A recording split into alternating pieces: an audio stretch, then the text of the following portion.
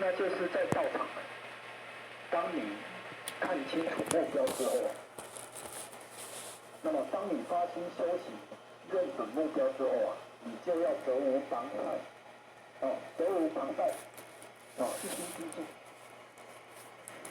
那么你最好从一门功夫下，你不要博学多闻，因为博学多闻不是我们的料。即使你是天才，也不要现在就博学多闻。所以博学多闻一直成为我们道场修道人很大的一个机会，很大的一个道理。你看道场很多人，那个也会，那个也会，哇，那个也通，那个也懂，通家太多了，所以他就那个也兼，这个也做。那道场呢，民众都他占去了，那后来的人没有什么机会，那除非他自己愿意退休，不然呢，后人都没有机会。所以当遇到这种情况的时候，你要怎么办？你要自动自发，你要自己去找出你自己的这个功夫啊，功夫的入处啊。你不要管在道场你有没有地位，有没有这个机会，你要自己去找机会。他人不行，我来行；他人不为，我来为。精进不移，鞠躬尽瘁。所以后学进一门深入啊，就是说你选择一个入手处，你选择一个入手处，每天不断的用功夫，你久了自然就会看到那个功夫的成熟。后学很喜欢讲，当时后学在火车站，扫了佛堂，扫了11年，那一段功夫，坚持到底，不肯放弃。那11年下来，好像也没有看到什么，但是呢，内在的智慧的渐渐增长，但一定的时机成熟，那就呢可以呢登堂入室了。随着年来，你看以前写一篇文章多难，现在挥笔而就。以前看那个古文看剧本都看不懂，现在一看呢，哇，好像深入文字般若。以前要讲一堂课讲10分钟就讲不下去了。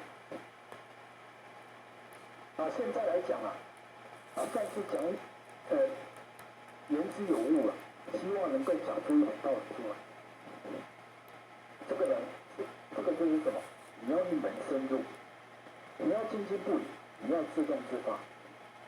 这是老前人教我们，开创自己的前途了自己的愿，来到达公恩师德，报答父母的养育之恩。所以你看我们今天要来了自己的愿，要报恩要推恩。那么你今天不是在道场做，你要知道什么叫道场。让我觉得为魔心，慈心就是道场，清净心就是道场，菩提心就是道场，你恭敬的心就是道场，哪里不是道场？你不要一定认为说，在那个佛堂里面，在大庙之中，那个有很多道心的地方，那个才能够行功了愿，行功立德，那个才叫道场。不是，其实那个不是道场，那只是一个道场的一个像而已，一点点的像而已。真正的道场在你的心里。你今天心有没有比昨天清净一点？有没有比昨天恭敬一点？有没有比昨天有智慧一点？那么你如果认为说你有，那么你就是有下对功夫了。你真的有在一门深入了，你真的有在自动自发了。道恩了愿从这里到，从这里了。不是去佛堂凑热闹，去佛堂仰慕对白，这个呢完全是错误。老天人就讲自动自发，讲得好。再来，他要讲自办，自己办。什么叫自办？他说呢，谁修谁得，谁办谁成。这是佛，先佛说的。自己呢，躬身实践了，努力精进。无论呢在创造事业创造正业的，当然创造正业的人，我们后来都知道众生成感。但是呢，无凡不有相，所以呢，我们兼顾的凡业，只是呢为了让相业更加的绵延不绝。这是自办。所以呢，你在这个过程呢，要吃苦耐劳，你要行持这个三纲五常、五伦八德，你要正己成人，你要这个度化众生这个是自办。所以度化众生，他是跟着请儿师坐飞机到国外去的，或者是在道场这样拍照，那么在办道，不是，你可以自己办。你看孔老夫子，他有神依据，他认为应该有教无类。他认为说市民之中都有人可以有受教育的机会，所以他把讲课的风气下放到民间来，他把礼乐射御书数这些道理通通交给世间的人。然后在自身呢，又把天命的道传给这些人。有缘的者得啊。所以他成就了4倍10者72钱，这个是自办的，哪里是人家督促出来的？所以有一种现象很明显就是说你在道场越来越没有机会。尤其是呢，你如果不是从头跟到尾的人能够必备跟他卡固的人，你根本完全没有机会。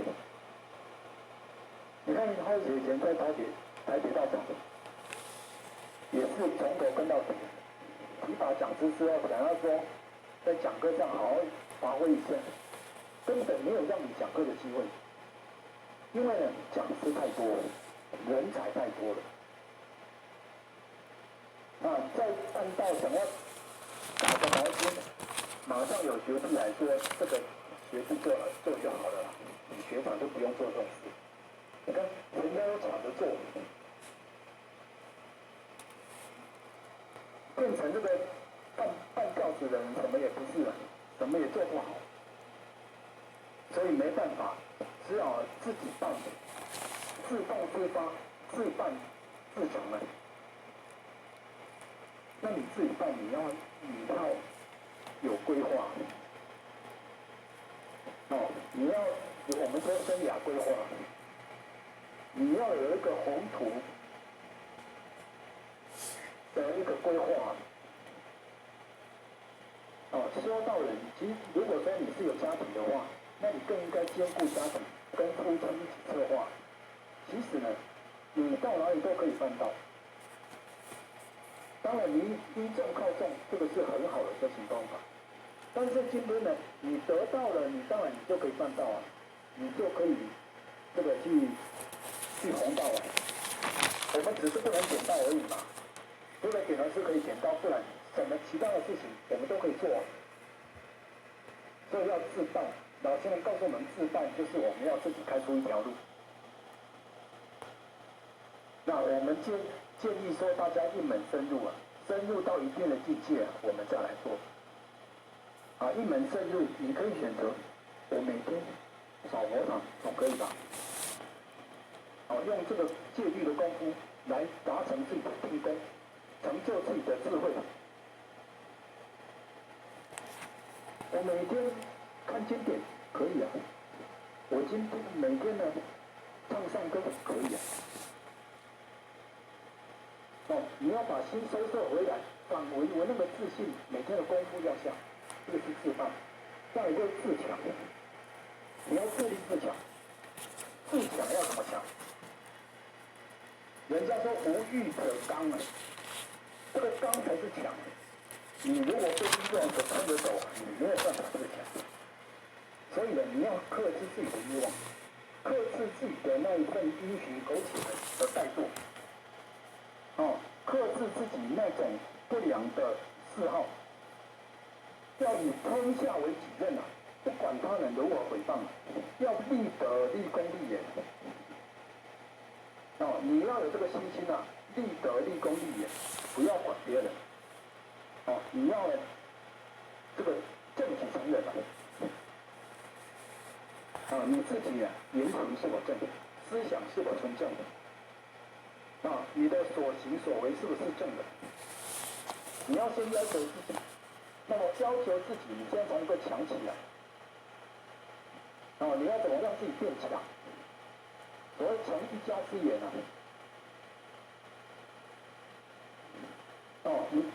你要从一家之言，你自己呢要自己克制自己的欲望，你才能够强起，强到可以成为一个大家。他人却不同我独浅，不达目的绝不终止。我们的目的是放在里边。记住，目的不是一个过程，目的绝对不是做一个虚妄的假想。包括云层妥协那个云层都还不是我们的目的。我要知道我们的目的在里边。我的目标就是要不断的去往里边去迈进。这样才能够讲到你要立愿，你要报答天恩师德，你要报答父母的大恩大德。所以要自强，君子自强不息的。所以自强之中你一定要每天不断的持续去做，重复去做。这个已经做过的事情重复去做，已经讲过的话重复去讲，讲到你熟能生巧。所以这个叫一门深入的功夫一定要下。这是后学最深层的建议因为后学是有愚钝的人，愚鲁的人。今天如果不是关圣帝君的加持，如果不是自己发心要来讲桃园一圣经，那么我今天没有这样的物件，没有这样的物件，也没有这样的这个知见能力来讲述这个经典。那么我为什么关圣帝君会加持？因为我自觉、自修、自动、自办、自强。没有办法，大环境给我的这种压迫力量，我没有办法依众靠众，我只好自己在台北人家也不会要你，来到云林，人家也不会想要你，所以求了道之后变成一个没有用的人。那边讨个机会，那边要个工作，好像求人家能够给你行功了愿。其实你行功了愿哪要求人家呢？随时是机会你要自立自强。所以老前人讲的这5个方向讲得很好，自觉、自修、自动、自办、自走，讲得很好。想想世路风霜是无人练心的境界。世情冷暖是无人忍气心地，世事颠倒是无人修行的资粮。这个是古人的话。越坎坷的环境越磨难的环境越能够让我们激励出那种修道的奥果。所谓平平七双雪，你在这个冰天雪地之中你能够跟霜雪对抗，砥砺在霜雪之中，这个是人生世间的环境。即使你现在一中高中，你还是要自立自强。你没有自立自强，你随顺而流，你所做的都只是功德，都只是福德。到时候人家来报佛号的时候你没有报到佛号，你只是一个普通人，那你不是失去这个大好机会吗？最近我在大家讨论儒学家，那么在中国厉害的儒学家之中那常常因为他们的见知见解，错解了佛家的意思，所以我们会看到很多大儒者，他们在批评佛教的见解。那么历史之中批评佛家的儒学家有几个代表，譬如说宋朝的朱熹，那是对佛家有极力的排斥；明朝的黄宗羲，那他也对儒家也有很深的排斥。那么他站在儒家的立场点来批判这个佛教的观点。那他曾经说世事清清，人民爱物，无有差等，是无恻隐之心也。这个佛家的亲亲人民爱物，它是没有等级的。那么佛家讲这个同体大悲它这个同体大悲，它是没有分亲亲人民爱物，那它是属于一种超世间的一种见解。但是黄宗羲把他认为说就是无恻隐之心。那么取与不变，而行其布施，是无羞恶之心。取与之间他没有辩解，也就是说，什么该取，什么不该取，什么该给，什么不该给。那么在佛家的观念他认为人是没有分彼此的。那么因为有分彼此，所以会造成贫富贵贱上的差别。你今天要打破贫富贵贱的差别，那么你就不应该有这种取与上的分别。也就是说一视同仁。对于任何人来乞讨，你都不要有分别心。这个是行乞布施那么行乞布施，这个是佛家它的一个基本的戒律。乞食，三餐都要去向民间去讨吃的。那么这种佛教的精神到了我们中国却没有办法发挥那没有办法发挥的原因很多。我们中国的和尚尼姑，我们很少看到他们在乞食的。要求人家捐献布施的倒是不少，乞食的很少。那么黄宗羲认为取与之间他没有分别清楚，所以行乞布施是无羞恶之心。没有这种羞耻心没有这种善恶的分别心那这样是孟子所讲的无羞恶之心。那他说天上天下唯我独尊，是无辞让之心。这句话是当时释迦牟尼佛他出生在人世间，他所讲的一句话。天上天下唯我独尊，所有的一切天地万物之中只有我是最独尊不讳的。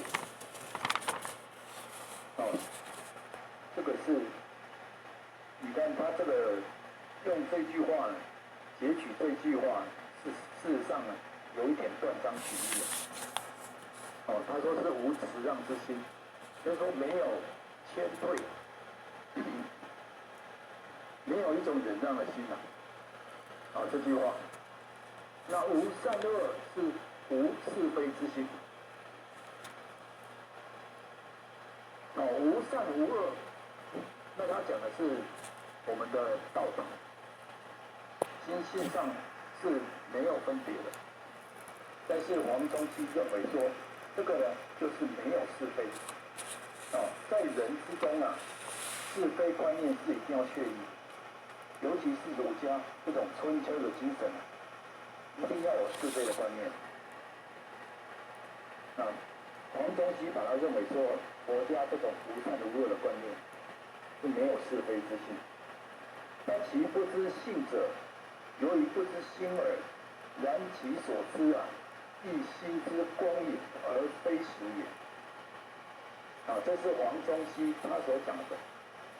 他的意思是说呢，他不知道性人的这种道德、人的良知啊，就是因为不知道心啊。